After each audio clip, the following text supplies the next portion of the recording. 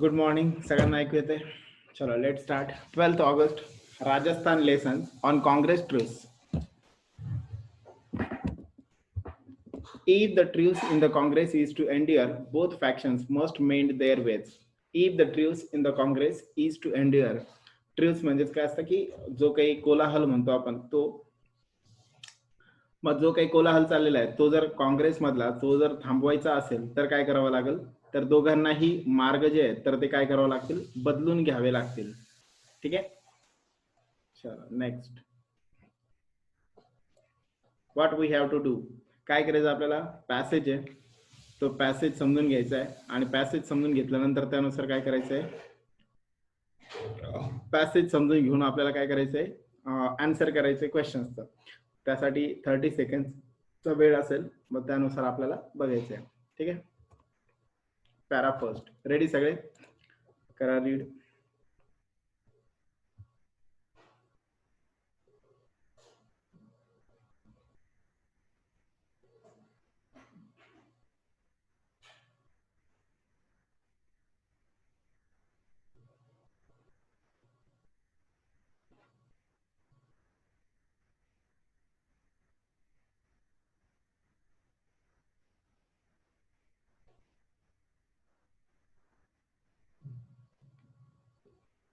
Okay. बघा काय नेमकं नाही paragraph. The crisis in the Congress in Rajasthan that nearly brought down the government led by chief minister Ashok Gehlot has blown over faded. Blown over म्हणजेच काय, फेड होणं, कमी होणं. ब्रॉट डाऊन म्हणजेच पॉवर लूज करायला लावणं. मग जो काही क्रायसिस चालू होतं काँग्रेसमध्ये, जे राजस्थान मधलं जे काही क्रायसिस चालू होतं त्या क्रायसिसनुसार जर बघितलं, गव्हर्नमेंट जे की अशोक गेहलोत यांच्या अध्यक्षतेखाली चालू आहे, तर ते गव्हर्नमेंट काय होऊ शकतं, ते पॉवर मधून पण जाऊ शकतं. याची जी भीती होती ती जरा काय झालेली आता, ब्लॉन ओव्हर म्हणजे फेड झाली, कमी झाली आहे. The group led by Sachin Pilot has reiterated म्हणजेच एम्फसाइज करणं किंवा पुन्हा सांगणं, it's loyalty to the party. Sachin Pilot यांच्या ग्रुपने पार्टीबद्दल लॉयल्टी दाखवलेली आहे. Though the stand off cost him the post of deputy CM. मग त्याच्या अगेन्स्ट त्यांना काय करावं लागलं, काय गमवावं लागलं, त्यांची जी डेप्युटी सीएमची जी पोस्ट होती ते सुद्धा त्यांना घालवावं लागलं. अँड स्टेट पार्टी चीफ आणि राज्य पार्टीसाठीचे मुख्य जे म्हणून होते ते त्यांना गमवावं लागलं. The truce means agreement. ह्या ज्या पद्धतीचं ॲग्रीमेंट आहे, is an outcome of the realisation on the both sides that their positions had become self destructive. हे ॲग्रीमेंट कधी होऊ शकलं, हे दोघं म्हणजे जर एकत्र येत आहेत ते कधी येऊ शकले, तर त्यांना लक्षात आलं की आपल्या ज्या डिसिजन आहेत त्या काय करतायत, सेल्फ डिस्ट्रक्टिव्ह, स्वतःला घातकी, आत्मघातकी आहेत. अँड अनसस्टेनेबल, आणि त्या दीर्घकाळ टिकणाऱ्या नाहीये. Mister Gehlot face the risk of losing the government. Mister Gehlot यांना एक भीती होती की आपलं सरकार जाऊ शकतं, कोसळू शकतं. While mister Pilot stared at the unnerving म्हणजेच काय असतं, लुझिंग करेज. कॉन्फिडन्स जो आहे तो कमी होत गेला. Prospect of life outside the Congress. काँग्रेसमधून बाहेर पडल्यानंतर आपलं भविष्य काय असेल याच्याशी रिलेटेड जो काही कॉन्फिडन्स होता तो त्यांचा काय होऊन गेलेला होता, कमी होऊन गेलेला होता. कुणाचा, मिस्टर पायलट यांचा. आणि गेहलोट यांना काय भीती होती की आपलं सरकार कोसळेल म्हणून. ठीक आहे. सो या दोन गोष्टी इथे सांगण्यात आल्या. ओके. चलो आगे क्वेश्चन आहे. The truce is the outcome of. कशाचा आउटकम होतं मग ट्रूस, हे अग्रीमेंट जे होतं काय कशाचं होतं, बघा वाचा, बोलो जल्दी जल्दी.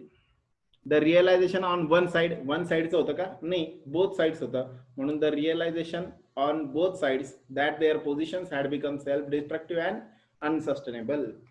What did mister Pilot stared at. काय बघितलं होतं त्यांनी, the unnerving prospects of life outside the Congress. काँग्रेसमधून बाहेर गेल्यानंतर त्यांची लाईफ काय असेल, त्याला अनअर्व केलेलं होतं. ठीक आहे.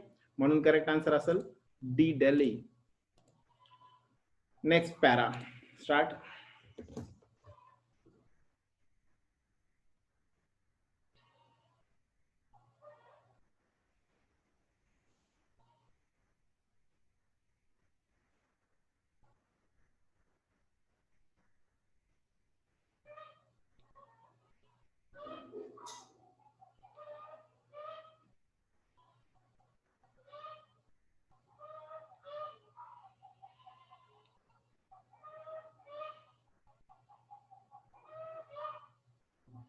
ओके, झालं वाचून?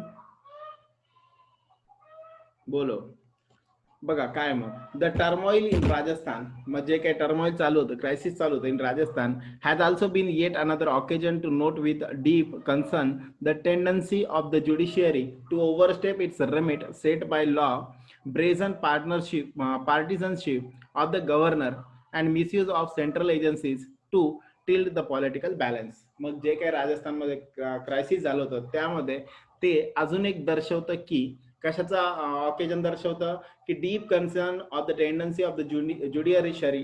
मग जर आपण बघितलं तर काय केलं जात आहे, डीप कन्सर्न, जास्तीची भीती कोणत्या टेंडन्सी विषयी, की अशी टेंडन्सी जी लॉ आणि ऑर्डर ह्यांच्या पलीकडे जाऊन काम करणं, ब्रेझन पार्टिसनशिप, बायस पद्धतीने वागणं, कुणाचं वागणं, ऑफ द गव्हर्नर यांचं बायस पद्धतीचं वागणं यामधून दिसून आलं. आणि सोबतच सेंट्रल एजन्सीज कडनं काही चुकीच्या मूव्ह ज्या आहेत त्या घेण्यात आल्या, कशासाठी, ज्या पॉलिटिकल बॅलन्स होतं त्याला चेंज करण्यासाठी.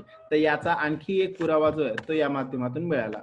The crisis was primarily internal to the Congress. सुरुवातीला हा फक्त काँग्रेसमधलाच वाद होता. But the Bharatiya Janata Party maximalist means असा पर्सन की जो काय करतोय, denoting an extreme opinion, noun form येतो, आणि जो एक्स्ट्रीम ओपिनियन, स्वतःचं जे ओपिनियन आहे ते खूप लादतो असा. मग भारतीय जनता पार्टीचं जे मॅक्झिमालिस्ट अप्रोच जो आहे, कशाचा, अशा पद्धतीचा अप्रोच की जो काय करतो, to capture power at all cost was evident. येणं केन प्रकारेनं आपल्या हातामध्ये सत्ता, एक हाती सत्ता असली पाहिजे, असा जो भारतीय जनता पार्टी यांचा जो अप्रोच आहे तो अप्रोच याला काय झाला, अटॅच झाला. The unseemly power struggle had derailed means cost to live governance in the state in the midst of a pandemic. मग जर अनसिमली म्हणजेच काय, असा एक्सपेक्टेड पॉवर स्ट्रगल, हा जो स्ट्रगल आहे तो इथे झाला, आणि त्या माध्यमातून जे गव्हर्नन्स होतं, जे काही शांतताप्रिय वातावरण चाललेलं होतं त्याला काय करण्यात आलं, सोडून देण्यात आलं. इन द माइड्स्ट ऑफ, कशाच्या मध्यमध्ये, पॅन्डेमिकच्या काळामध्ये. म्हणजेच काय, पॅन्डेमिकच्या काळामध्ये जिथे अनएक्सपेक्टेड होतं अशा काळामध्ये, अशा वेळी काय करण्यात आलं, जे काही भारतीय जनता पार्टीचं जे काही धोरण आहे की एक हाती सत्ता असण्याचं, तर त्या माध्यमातून हे स्ट्रगल जे आहे त्याला काय करण्यात आलं, अजून जास्त वाढवण्यात आलं आणि गव्हर्नन्सला धक्का त्याचा बसला. Now that a settlement has been reached. आता एक सेटलमेंट जी आहे ती झालेली आहे. The centre and the state, एक सेंटर आणि स्टेट मधली, the Bharatiya Janata Party and all sections within the ruling party must come together to combat the pandemic.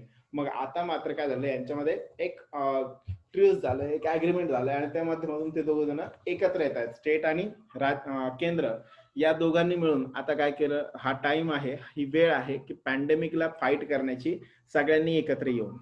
Okay, बघूयात मग काय असेल आन्सर. बोलो. बघा, do you think BJP's approach of power is right? Why, आहे का? नो. का बरं नाही आहे? It will create hegemony in the country. ते काय करतील, मनमानी कारभार करतील. हेगेमनी म्हणजे मोनोपोली. मग ते मनमानी कारभार करतील आणि त्यांना जसं वाटेल तसं फायनल करतील, म्हणून हे चुकीचं आहे. ठीक आहे. What do you feel the first priority of state और सेंट्रल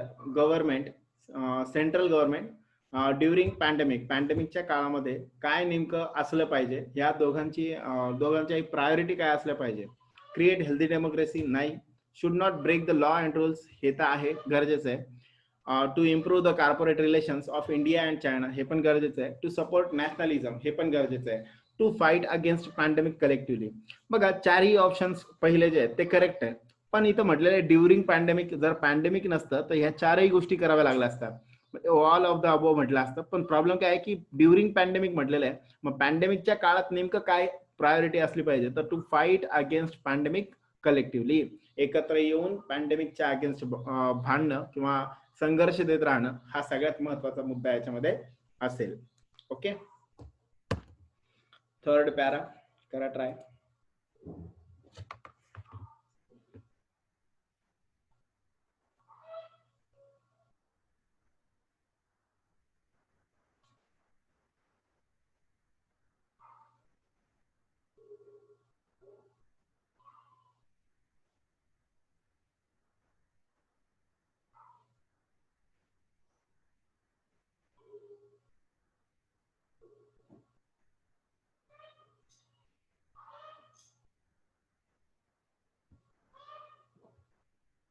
ओके, झालं वाचून. बघा काय नेमकं म्हटलंय बघू आपण. The Congress is facing the most severe crisis in its history and it cannot afford any complacency in keeping its house in order. काँग्रेसमध्ये आपण जर बघितलं तर काय केलं जात आहे, काँग्रेसमध्ये आतापर्यंत सुद्धा काय झालेलं आहे, is facing the most severe crisis in its history. इतिहासात जर आपण बघितलं तर काय केलेलं आहे, इतिहासात पहिल्यापासून जर आपण बघितलं तर काय केलं जातंय काँग्रेसमध्ये, अशा पद्धतीचे वाद जे आहेत ते काय आहेत, कॉमन आहेत. आतापर्यंत बऱ्याच वेळेस ते काय होत आलेले आहेत. अँड इट कॅनॉट अफोर्ड, आणि हे आता काय असणार आहे, परवडणारं नसणार आहे. एनी कॉम्प्लिसेन्सी, कॉम्प्लिसेन्सी म्हणजेच काय असतं, आत्मसंतोषी राहणं, म्हणजेच सेल्फ सॅटिस्फाईड म्हणू शकतो, सेल्फ कंटेंटेड म्हणू शकतो आपण. सो असं जे राहणं आहे, in keeping it's house in order म्हणजे काय, व्यवस्थित ठेवणं सर्व काही.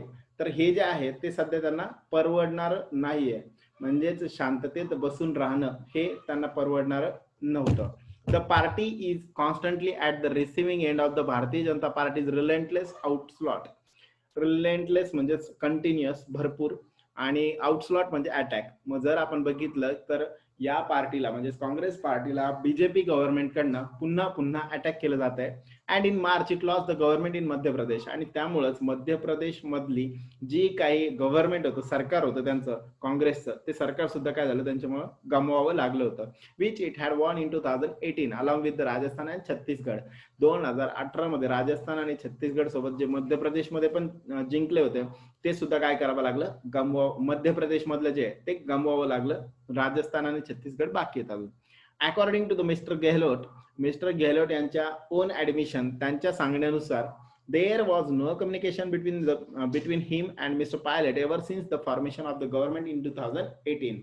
मिस्टर गेहलोत यांनीच असं सांगितलं की 2018 जेव्हापासून गव्हर्नमेंट स्थापन करण्यात आलं तेव्हापासून आतापर्यंत मिस्टर पायलट आणि त्यांच्यामध्ये अजून एकही शब्दाचं संभाषण नाही.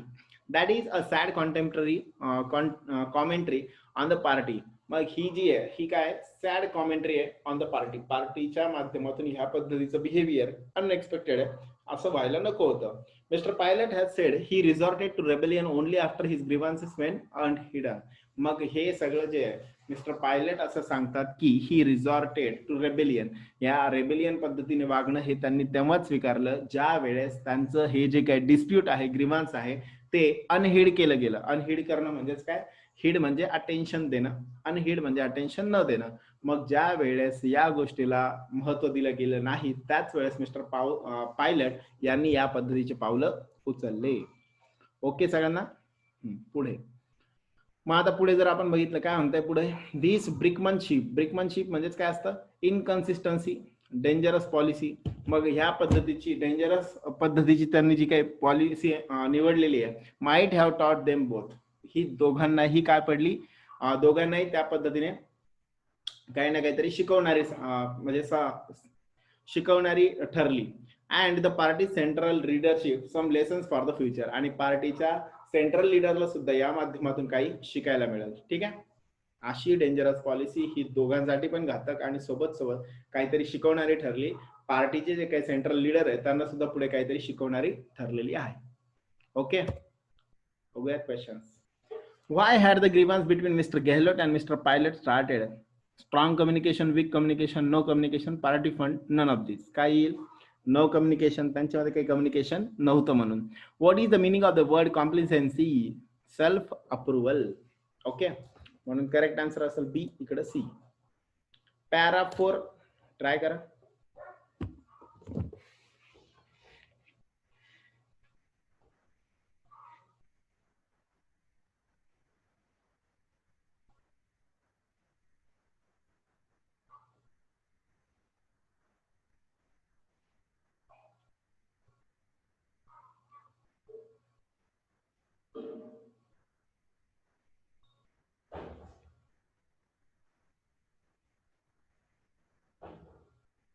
ओके, सगळ्यांना क्लिअर? चला बघूया काय. The resolution of the crisis took the intervention of former Congress.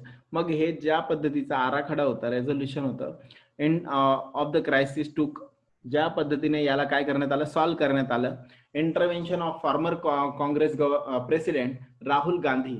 Farmer काँग्रेसचे जे काही माजी प्रेसिडेंट होते राहुल गांधी यांनी ज्या पद्धतीने या क्रायसिसला म्हणजे सॉल्व्ह केलं, इंटरव्हेन केलं, मध्यस्थी केली. Who commands the loyalty of both. जे काय करतात दोघांचीही काय सांगतात, लॉयल्टी आहे, दोघंही इमानदार आहेत, पार्टी सोबत ते दोघं पण लॉयल आहेत असं सांगतात.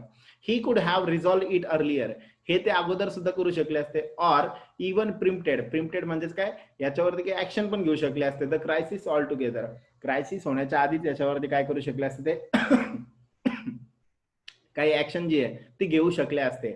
There is no single model for running a political party, but the nature, history and character of the Congress impel it to be consultative and deliberative in its internal and external conduct.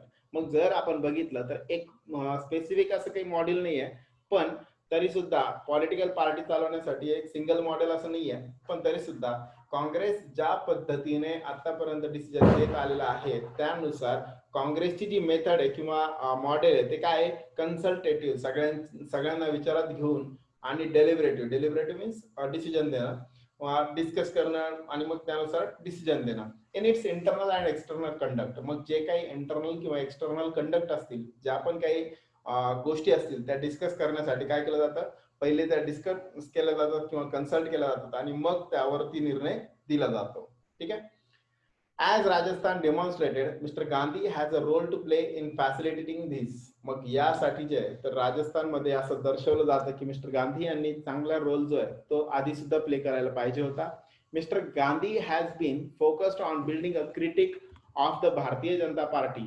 आणि म्हणूनच त्यांनी जो focus आहे तो कशावरती ठेवलेला होता, अ critic on Bharatiya Janata Party and its government. But such politics will be effective only if when reinforced by a strong organization. भारतीय Janata party जी होती त्यावरती किंवा त्यांच्यावरती क्रिटिक्स करण्यावरती मिस्टर गांधी यांचा फोकस होता, पण अशा हे त्याच वेळेस शक्य आहे ज्या वेळेस रिएन्फोर्स बाय स्ट्रॉंग ऑर्गनायझेशन. जर तुम्ही स्वतः भरपूर सक्षम असाल तर आणि तरच अशा एखाद्या पार्टीला तुम्ही क्रिटिक्सने जिंकू शकता. पण सध्या जर आपण बघितलं तर इंटरनलच एवढं सगळं चालू होतं, त्यानुसार क्रिटिक वरती फोकस करणं जरा काय होतं, डेंजरस होतं.